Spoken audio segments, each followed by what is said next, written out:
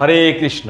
গর্ভবতী মায়েদের যখন স্বামী কোনো কথা বলে তখন মনোযোগ সহকারে শোনা উচিত এবং তার মুখ পানে তাকিয়ে থাকা উচিত। কোন রকম অন্যমনস্ক হওয়া উচিত না। এর বহুত বড় একটা গভীর তত্ত্ব আছে।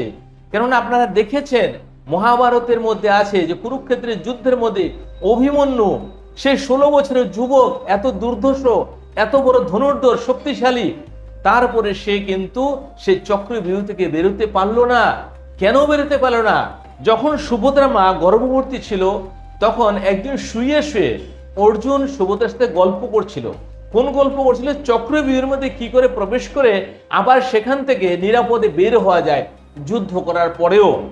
তো সেই গল্প করছিলেন, তখন সুভদ্রা জাগ্রত ছিল যখন চক্রব্যূহের কথা বলছিল যে চক্রব্যূহের মধ্যে কি করে প্রবেশ করা যায়, চক্রব্যূহ থেকে কি করে বের হওয়া যায়, সেই কথা শোনার আগেই সুভদ্রা ঘুমিয়ে পড়ে।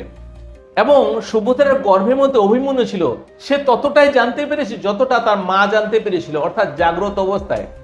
সেজন্য সেই অভিমন্যু সাহস করে সে চক্রব্যূহের মধ্যে প্রবেশ তো করেছিল, কিন্তু বেরোনোর রাস্তা সে পায়নি এবং সেখানে তাকে দেহ ত্যাগ করতে হলো, তাকে সেখানে হারতে হলো, তাকে জীবন হারাতে হলো।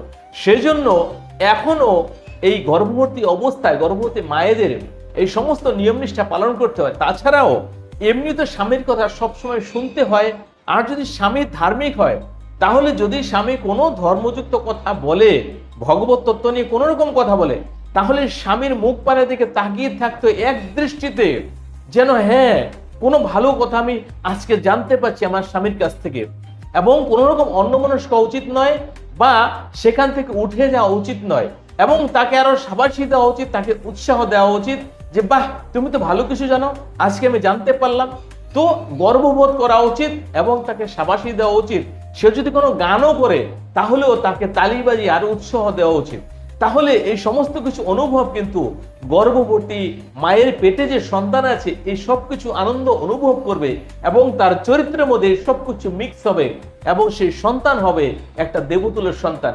এর আগের ভিডিওতে আমি বলেছি যে কোন কোন দিনে আপনারা মিলন করলে, কিভাবে কিভাবে মিলন করলে, কোন কোন নিয়ম পালন করলে আপনার ঘরে একটা দেবতুল্যের সন্তান আসতে পারে। তারপরে আজকের এই সামান্য কথাতে আমি বুঝালাম যে গর্ভ রাখবেন। হরে কৃষ্ণ, হরে কৃষ্ণ।